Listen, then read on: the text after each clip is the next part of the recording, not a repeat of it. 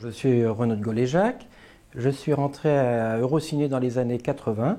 Eurociné est une société donc, de production qui s'est spécialisée un peu dans les films de série B.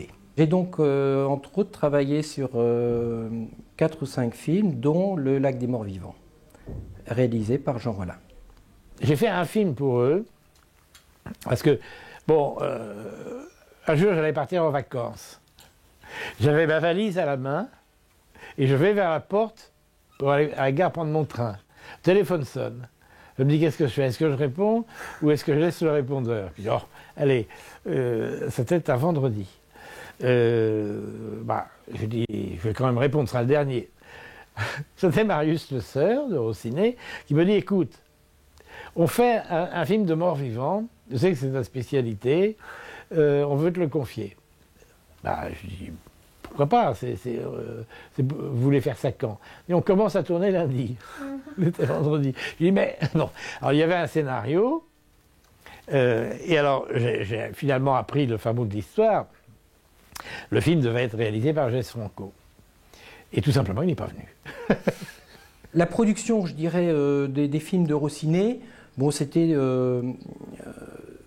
on rentrait un peu, je pense, en effet, dans un univers un peu spécial, c'est-à-dire que c'était des petits budgets, donc on était des équipes très réduites, et quand je dis que j'étais l'homme à tout faire, c'est vrai que sur un tournage, je pouvais être l'assistant du réalisateur, je pouvais assister également le régisseur, enfin, je courais dans tous les sens pour, je dirais, intervenir quand il y avait le feu. Parce que, étant donné qu'il n'y avait pas une organisation extraordinaire, il y avait beaucoup d'oublis sur le tournage par rapport au décor, enfin rien n'était vraiment étudié. Et c'est vrai que sur le Lac des Morts Vivants, il nous arrivait quand même des petites anecdotes assez amusantes, puisque bon, c'était quand même, ça devait se passer au cours de la Deuxième Guerre mondiale, donc il y avait les Allemands d'un côté et puis les résistants de l'autre. Là, je jouais évidemment 2 rôles dans le film. Donc un rôle sans lunettes, donc j'étais allemand, et avec lunettes résistant. Donc évidemment, il ne valait mieux pas que je me trompe. En tant qu'allemand, on avait été chercher, on était donc 5 Allemands, hein, donc, qui représentaient la totalité de l'armée allemande dans le film. Et nous étions 5 Allemands, et sur les 5, malheureusement, il n'y avait que 4 bottes allemandes, et donc le 5e était en basket. Donc ça, c'était des petits détails, mais qu'on peut peut-être redécouvrir dans le film. Donc j'ai posé ma valise, et le lundi, je me suis rendu sur les lieux du tournage en ignorant totalement de quoi ça parlait. Il y avait Howard Vernon, il y avait des gens sérieux. Et il n'y avait qu'un seul exemplaire du scénario, et c'était Daniel Le Sœur qui l'avait. Alors, il n'était pas question que de faire une photocopie, ça coûtait trop cher, ou de l'emmener chez moi. Donc j'allais voir Daniel ou Marius, et alors qu'est-ce qu'on filme? Ben voilà, là tu fais le maire qui sort de chez lui. Alors j'ai fait ça 10 fois, il sortait de chez lui 10 fois, c'était un leitmotiv dans le film. Et maintenant, qu'est-ce qu'on fait? Eh ben, dans la rue, il y a les paysans qui parlent entre eux, les villageois qui parlent entre eux. On a fait ça. Et puis tout s'est passé comme ça, j'ignorais totalement de quoi ça parlait. Donc on arrive devant le lac, il venait un froid de canard. On était donc avec ces fameuses tenues allemandes, très lourdes, les casques, probablement 3 fusils pour 5 Allemands. Et on rentre dans le lac, et Jean Rollin nous dit d'avancer dans le lac. On était embourbés déjà, on avait les bottes pleines d'eau, donc on avait un mal fou à se déplacer. Et on le voit dans le film, la prise de vue dans le film, on voit que sur les 5 Allemands, il y en a au moins 3 qui ont pris la tasse, puisqu'on nous avait demandé donc de plonger la tête sous l'eau, et évidemment, tel des morts vivants, de ressortir comme ça du lac avec une tête de mort vivant.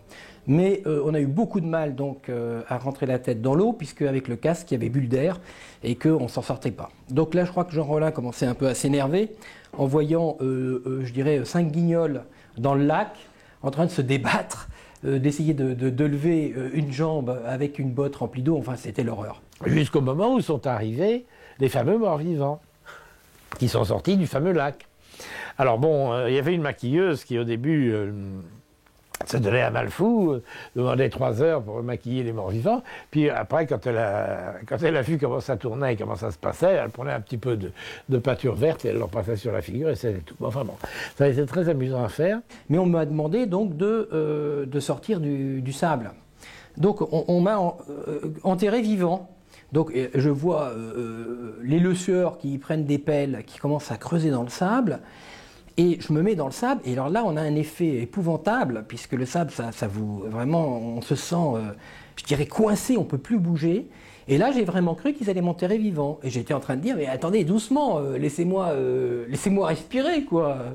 Et donc, je crois que j'avais vraiment juste la tête qui dépassait du sable, et j'étais en train d'étouffer, dans ma tenue d'Allemand. On a filmé l'attaque du village par les morts vivants de nuit avec un projecteur. Un projecteur qui était très très vieux, qui avait fait au moins la guerre d'Espagne, à tel point que quand Daniel Le Sœur qui faisait l'électro, le machinot, l'assistant, enfin tout, quand il a voulu déplacer le projecteur, il est resté collé après. Il y a eu un court-jus terrifiant. Bon. Quand Jean Rollin finit par tourner la fameuse scène, il se rend compte que sur la place où on s'était installé pour le tournage, il y avait marqué Place de la Libération. Alors là... On a été obligé de refaire encore une prise, et évidemment, moi, en tant que, un des assistants du réalisateur, je me suis précipité donc avec une craie pour gommer donc la place de la Libération. Et après, donc la scène suivante, Jean Rollin demandait où était la craie pour écrire sur le clap. Et en fait, je l'avais utilisée dans sa totalité pour effacer la place de la Libération. Moi qui croyais être le réalisateur le plus pauvre de toute l'histoire du cinéma, là j'ai vu ce que c'était vraiment que la pauvreté. Jean Rollin, je me souviens très bien, prend le scénario, prend une des feuilles et demande à l'assistant où était le verger, le jardin potager, je crois que les morts vivants devaient traverser, ou enfin en tout cas ceux qui restaient, si mes souvenirs sont bons. Et l'assistant dit, il y a cette route là, mais il n'y a pas de verger. Alors là, j'ai senti que Jean Rollin n'était pas vraiment, pas très content quoi, de ce problème, et il prend la page du scénario, il l'arrache, il dit bon ok, il n'y a plus de verger. Donc là, on avait des petits soucis quand même au niveau de ce tournage, comme ça, qui était assez comique, qui n'était jamais dramatique, mais qu'il fallait gérer comme ça au jour le jour.